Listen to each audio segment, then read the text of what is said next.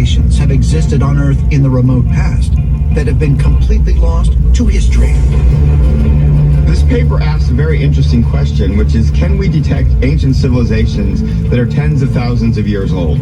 And the intriguing answer is really no, because all evidence of these civilizations and remnants of them would have been destroyed in that time frame. The evidence for them would be hard to find, they were saying. Cataclysms and earth changes in the past would have erased the evidence for these civilizations. You know, we're only a couple hundred years into a technological civilization. That's not a very long time frame in the fossil record. So if our civilization got wiped out, we would possibly disappear from that record in the future. Once humankind is gone, all those skyscrapers, all the results of human civilization will be gone after 1,000 years. So who knows what will be left after 100,000 years, or in some cases, hundreds of thousands of years. According to mainstream archaeology, the Earth's earliest civilization emerged in the area of modern-day Iraq around 3000 BC. But the surviving histories of many ancient peoples tell of an earlier age, one where mortals and beings known as gods lived side by side. Oral histories have been around generations upon generations upon generations. And they always talk about the before, when gods and people walked the land. Hesiod was a Greek author who wrote that there were 5 ages of man: the Golden Age, the Silver Age, the Bronze Age, the Age of Heroes, and the Age of Iron. In the Golden Age, basically, people were living beautiful lives along with the gods, and he thought this was real. He didn't think this was a myth. The Aztecs have other ages of man. Other cultures have similar ways of breaking up time and going back into deep time. It's their understanding of their origins. When we look into the historical records of the Greeks and the Aztecs, they're often talking about ages. Often ages that span many thousands of years. And it opens up the possibility that humanity, in fact, has gone through intermittent periods of dark and light for many, many thousands of years, for millennia. And it's just part of our experience here on Earth. Stories of an age before modern humans can even be found in early Judaic texts, which describe a race of humans that existed on the Earth long before the biblical Adam. The pre-Adamic civilizations are hinted to in the Bible. There is a curious genealogy which is portrayed in the book of Genesis chapter 36, which states, "These are the kings who reigned in the land of Edom." Last warning! In Israel. They were intelligent, technologically advanced civilizations of a humanoid nature here on Earth prior to Adam.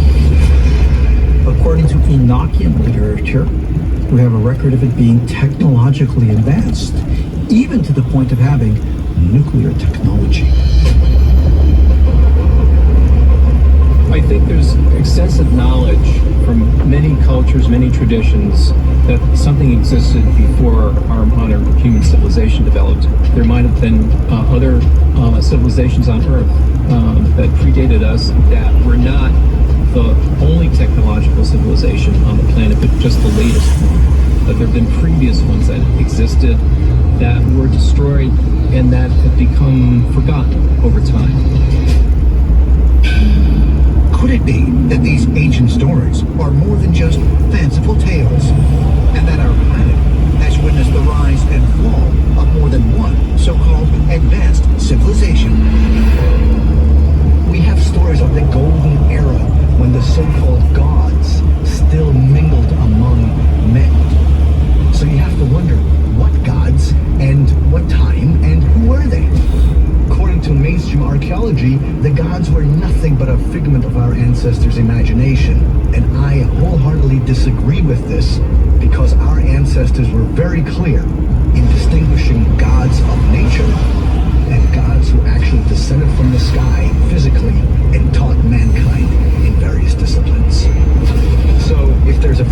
prehistoric civilization. What I'm saying is that knowledge did come from the extraterrestrials. A central idea behind what is known as ancient astronaut theory is the notion that extraterrestrials came to Earth in the distant past and altered the course of humanity. If the various stories of ancient civilizations are true, including those concerning gods living among mortals, could it mean that alien visitations may have happened more than once? Ancient astronaut theorists believe that not only is such a profound notion possible, but that evidence can be found by examining the stories of the Sumerian civilization that emerged 5,000 years ago, and the beings they called the Anunnaki. The term Anunnaki means those who from the heavens came. And our ancestors thought they were being visited by these divine, magical beings. In ancient Sumerian texts, they were described as bringing knowledge and science. They were often depicted as bird-type people.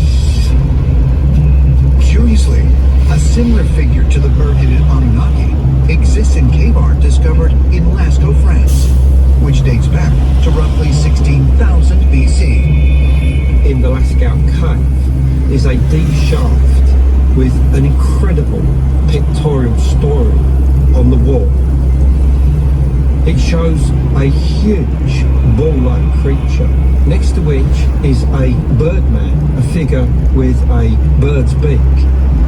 The Birdman of Lascaux was considered to be a shamanistic figure. But we have to ask the question, could this be something more? Could this be an otherworldly being, an extraterrestrial being who interacted with this prehistoric culture in France? In 2019, archaeologists in Indonesia announced that they discovered rock art in a cave on the island of Sulawesi that they believe was created at least 44,000 years ago. If true, it is the oldest pictorial record of storytelling ever found. And curiously, among the images painted on the cave walls is a depiction of a human-like figure with a bird's head. The paintings depict a group of 8 humanoid hunters approaching a group of animals. And one of them appears to have a very large bird beak. 44,000 years ago. We have these birdmen in Indonesia 18,000 years ago. They're in France. So what are the chances of these birdmen figures being just coincidentally created in these different areas? We have to ask ourselves, are these birdmen actually representatives of the Anunnaki, who are extraterrestrials who came all over the world in prehistory? But if, as ancient astronaut theorists insist, the Earth played host to numerous advanced civilizations long before our own, what happened to them? And why is there no hard evidence to prove they existed? For many, the answer can be found hiding in plain sight. And the hard evidence exists in the form of objects made using the only substance that can stand the test of time: stone. Boston, Massachusetts, 2020. Aerospace engineer and satellite imaging expert Dr. Mark Carlotta has spent the past 3 years investigating some of the world's most impressive archaeological sites. After closely examining each site's precise geographical orientation, he has come to the incredible conclusion that many ancient structures provide evidence of being far older than has been suggested by mainstream archaeology, and were likely built tens of thousands of years ago. If you look at many monuments today, they're often built with respect to the cardinal directions. So knowledge of the Earth, of astronomy, of the heavens was very important in alignments. Because most of the world's megalithic structures were built so that they would be in precise alignment with the Earth's cardinal directions of north, south, east, and west, Dr. Carlotta's investigation had a breakthrough after he noticed that Teotihuacan, the ancient complex north of Mexico City, didn't properly line up. An extraordinary possibility then occurred to him. Perhaps the structure was built tens of thousands of years earlier, when the Earth's poles were not in their current locations. It was an idea that was not as far-fetched as it seems. In the 1950s, Harvard-educated scientist Charles Hapgood proposed a theory known as crustal displacement, whereby, at certain moments in history, the Earth's crust suddenly and rapidly shifts positions, and in the process, changes the positions of the North and South poles. Plate tectonics have plates moving slowly as individual separate plates. Charles had a theory that basically, instead of a slow, steady movement, he was really interested in sudden, quick movements of the crust as a whole. What Hapgood was saying was that the thin crust of the Earth can slip forward on the mantle, and therefore the North Pole and South Pole can shift somewhat. And this causes huge cataclysmic changes. Hapgood's analysis is based on climate data, looking at patterns of climate change, changes in glacial patterns, ice ages, and then correlating those patterns with what he believed was the cause, which was a shift of the poles.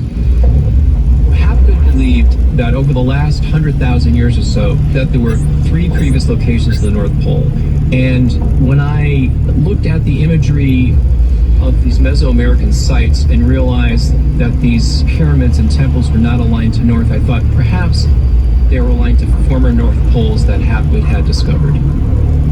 Hapgood actually sent this theory to Albert Einstein, who endorsed it. And when Einstein died, he actually had Hapgood's book open on his desk. Dr. Carlotto believes that some of the world's most impressive ancient structures not only confirm Hapgood's theory, but radically alter our understanding of intelligent life on planet Earth. So my process for analyzing these images starts with a geographically registered image where north is up.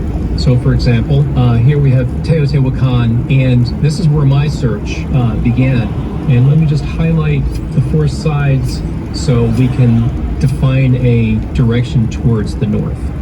As you can see in this image, the pyramid is not oriented to the cardinal directions, north, south, east, and west.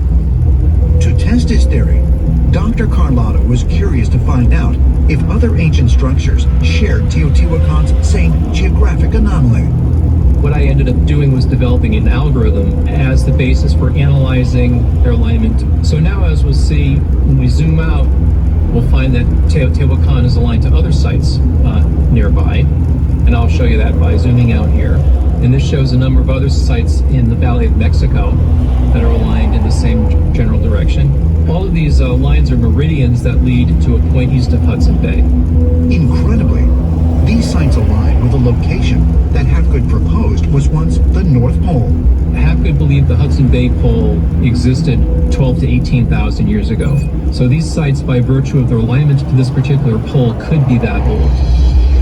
If Dr. Carlotto's analysis is correct, it would date the construction of Teotihuacan to at least 10,000 BC, which is 10,000 years older than mainstream archaeologists propose. And he contends that other ancient sites were built even earlier. One of the most enigmatic sites on Earth is Baalbek, the Temple of Jupiter in Lebanon. As you can see, this site is oriented to a point in northern Greenland that Hapgood believed was a former location of the North Pole. Based on Hapgood's theory, Baalbek's alignment to northern Greenland would date it to a staggering 50,000 years ago. Another site nearby, the Western Wall in the city of Jerusalem, is aligned in the direction of the Greenland Pole. And let's take a look at a third site, the Parthenon in Athens. We believe that the original structures at the sites, in other words, the original sites themselves were established as long ago as 50,000 years. According to Dr. Carlotto, these are still not the oldest structures that exist on Earth. Based on Hapgood's theory, the North Pole was located in the Bering Sea more than 100,000 years ago. So this is the temple of the 6 monoliths at Ollantaytambo. and it's the Sun Temple. Normally, sun temples are aligned to the cardinal directions. They have an eastern side that faces the rising sun on the equinox. Here, the Sun Temple is tilted approximately 45 degrees. An alignment to the current pole doesn't make any sense. But if we now change our reference and look at an earlier pole, this pole thought to have existed in the Bering Sea, then the orientation of the Sun Temple makes perfect sense. So what's significant about this analysis is that it actually extends the time frame for archaeology from 10,000 years to tens of thousands of years to perhaps 100,000 years or more. So it's my contention that the 5 ages of the Aztecs, the 5 ages of the Greeks, and the previous and current locations of the pole are all correlated. They all tell the same story. The idea that cataclysmic pole shifts actually occurred is startling. These structures can be much older than archaeologists admit. And ultimately, hundreds, thousands of years later, people found them again and started reusing them. It's a fascinating thought. Are the remnants of long-lost civilizations still standing today? Civilizations that existed on Earth as much as 100,000 years ago, but misinterpreted by scholars as being much more recent. Perhaps the proof can be found by examining physical evidence of ancient writing, dating back more than 10,000 years.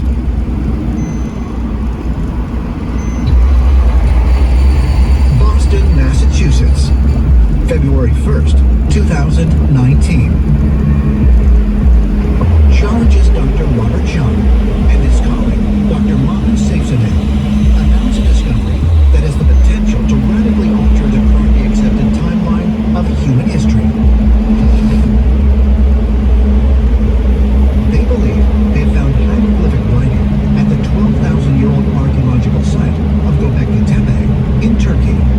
If true, it would predate the earliest known writing by thousands of years.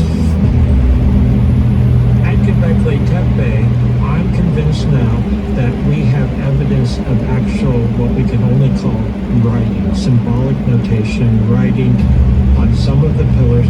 We're still trying to interpret them, but if this analysis is correct, they had writing. And according to standard conventional thinking up until now, writing and literacy did not exist anywhere on Earth until 6,000 or 7,000 years after Göbekli Tepe. And what we see at Göbekli Tepe, I don't believe that's the beginning. Could the strange symbols found on the stone pillars at Göbekli Tepe represent a writing system that was developed by a long-lost civilization? One that thrived more than 12,000 years ago.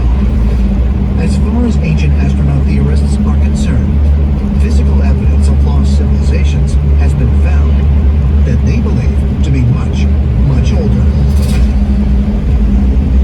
Pinar del Rio, Cuba, 2001. Canadian explorer Polina Selitsky and her team are conducting an oceanic survey off the coast when they detected curious formations more than 2,000 feet underwater.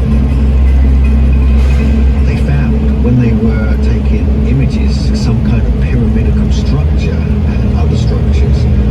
There were circular areas, there was what appeared to be some kind of city built down there. It was about 2 square kilometers in size. So this is something quite astonishing if this is, reality.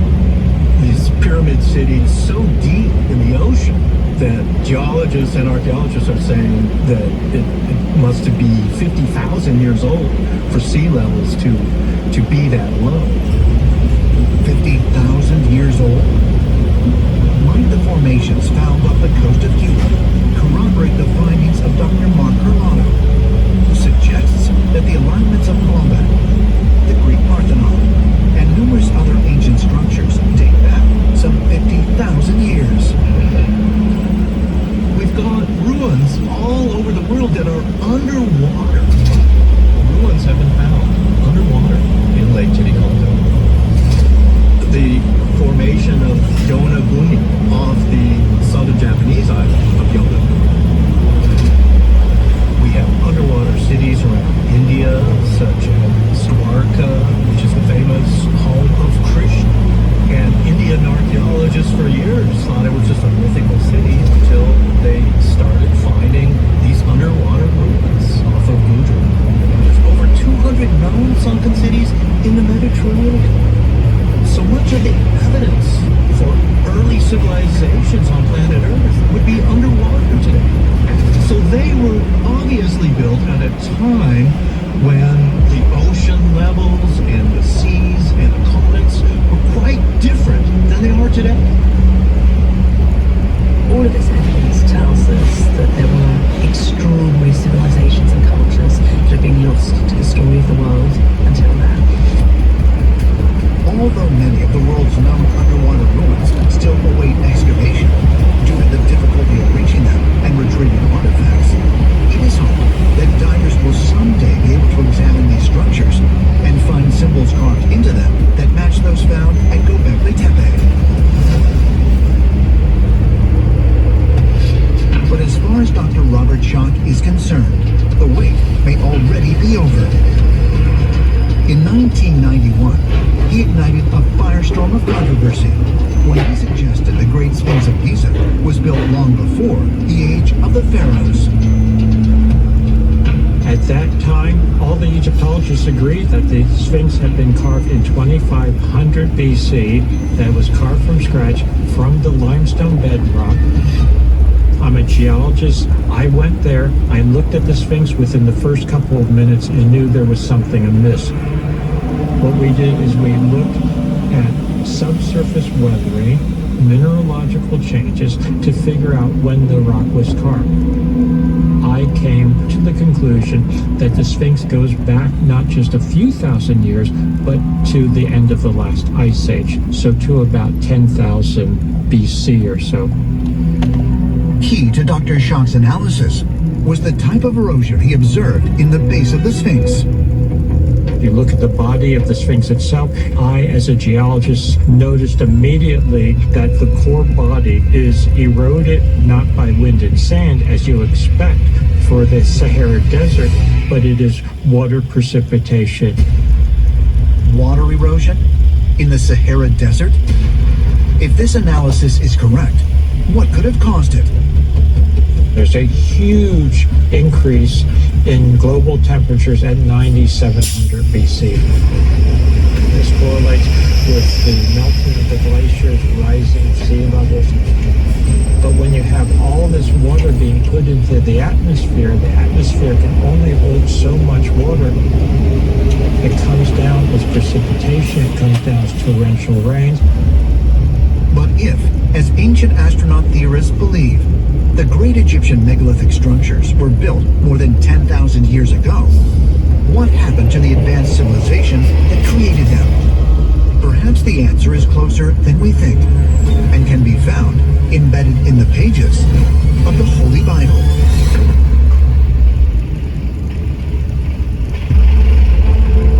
London, England, 2014.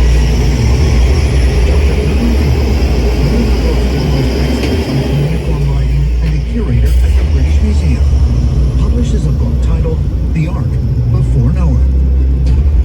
In it, Finkel translates a Sumerian tablet that dates back 3,700 years and rewrites the biblical story of Noah and the Great Flood. The book sparks a global sensation. When this tablet came across the desk to me and I realized clearly how important it was one of those heart-stopping moments. Everybody in the world is interested in Noah's flood and where it might have come from, so it's a really big thing in the Bible. God decided, because the human race was so sinful and wicked, to destroy everything, and at the last minute relented enough to inform Noah that he has to build a boat really fast and put all the animals in it and shut the doors. And afterwards, life could continue when the waters went down. But the tablet is at least 1,000 years older than the story in the Bible. So, of course, this means that the question of where the story came from has a whole different explanation. There's a similar story in India. King Manu was warned by a fish that there would be a great flood. The king built a great boat and survived. In an Aztec version, a sacred couple hide in a hollow tree with a little corn and somehow manage to survive the deluge. Other versions come from Irish legends. In 1991, he ignited a firestorm of controversy when he suggested the Great Sphinx of Giza was built long before the age of the pharaohs. At that time, all the Egyptologists agreed that the Sphinx had been carved in 2500 BC, that was carved from scratch from the limestone bedrock. I'm a geologist. I went there, I looked at the Sphinx within the first couple of minutes and knew there was something amiss. What we did is we looked at subsurface weathering, mineralogical changes to figure out when the rock was carved. I came to the conclusion that the Sphinx goes back not just a few thousand years, but to the end of the last ice age, so to about 10,000 BC or so. Key to Dr. Schott's analysis was the type of erosion he observed in the base of the Sphinx. If you look at the body of the Sphinx itself, I, as a geologist, noticed immediately that the core body is eroded not by wind and sand, as you expect for the Sahara Desert, but it is water precipitation. Water erosion in the Sahara Desert? If this analysis is correct, what could have caused it? There's a huge increase in global temperatures at 9700 BC. This correlates with the melting of the glaciers, rising of sea levels. But when you have all this water being put into the atmosphere can only hold so much water. It comes down as precipitation, it comes down as torrential rains. But if, as ancient astronaut theorists believed, the great Egyptian megalithic structures were built more than 10,000 years ago, what happened to the advanced civilization that created them? Perhaps the answer is closer than we think, and can be found embedded in the pages of the Holy Bible.